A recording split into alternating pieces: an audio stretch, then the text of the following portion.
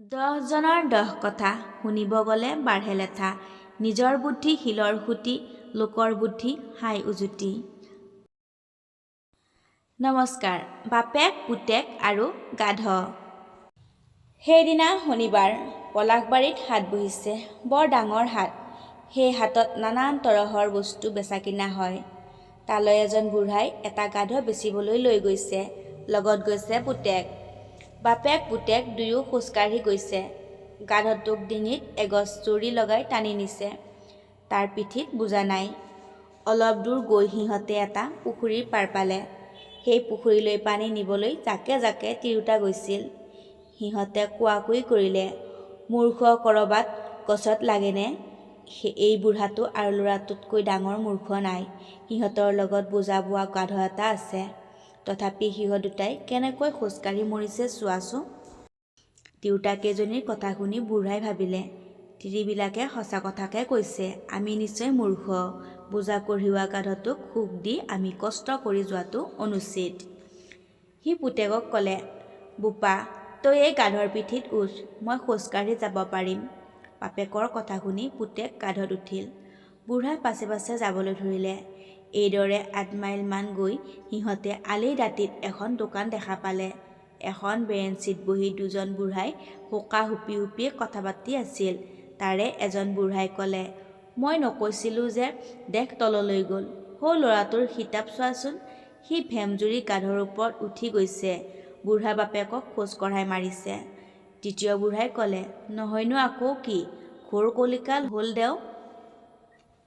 বুঢ়াজনৰ কথা শুনি বাপেকে ল'ৰাটোক ক'লে, নাম বোপাই, তই নাম, এইবাৰ মই গাধত উঠো।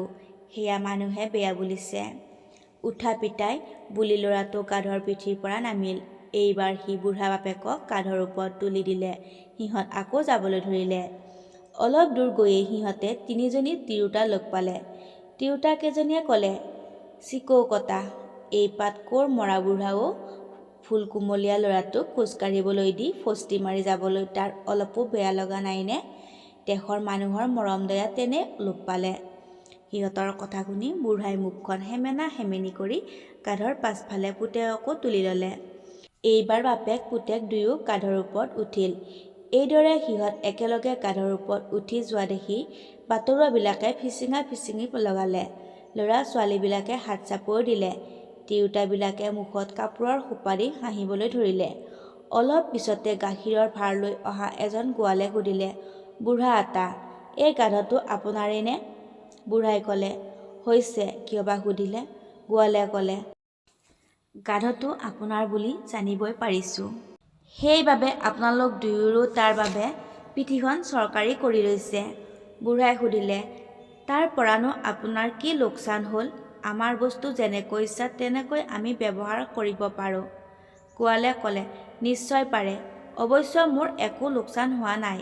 পিছে দুটা দুমনীয়া মানুহৰ ভৰত গাধটো যে আধামৰা হ'বলগীয়া হৈছে, তালৈ মন কৰিছেনে নাই? এইদৰে তাৰ পিঠিত নুঠি আপোনালোকেহে তাক পিঠিত লোৱা উচিত আতা। বুঢ়াই একো নেমাতি অলপ দূৰ গৈ গাধৰ পিঠিৰ পৰা নামিল। পুতেককো নামিবলৈ ক'লে। সিহঁত দুয়ো গাধৰ আগঠেং দুটা পাছঠেং দুটা জপটিয়াই বান্ধিলে।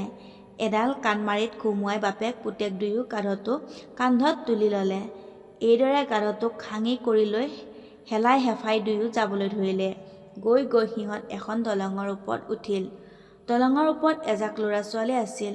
সিহঁতে গাধটো মানুহৰ কান্ধত উঠি যোৱা দেখা পাই কিৰিলি পাৰি নাচিবলৈ ধৰিলে। বান্দৰ বিতলীয়া ল'ৰা ছোৱালীবিলাকৰ হাঁহি হিকিন্দালি শুনি গাধটোৱে চক খালে। ভয়তে সি ঠেংকেইটা আঁচুৰিবলৈ ধৰিলে।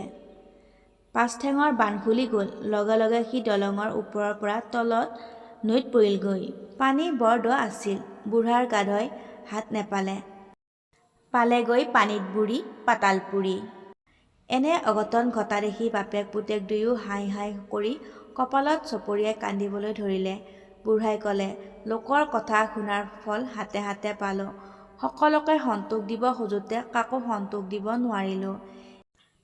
এজন মানুহে সকলোকে একে সময়তে সন্তুষ্ট কৰিব পৰাটো সম্ভৱ নহয়।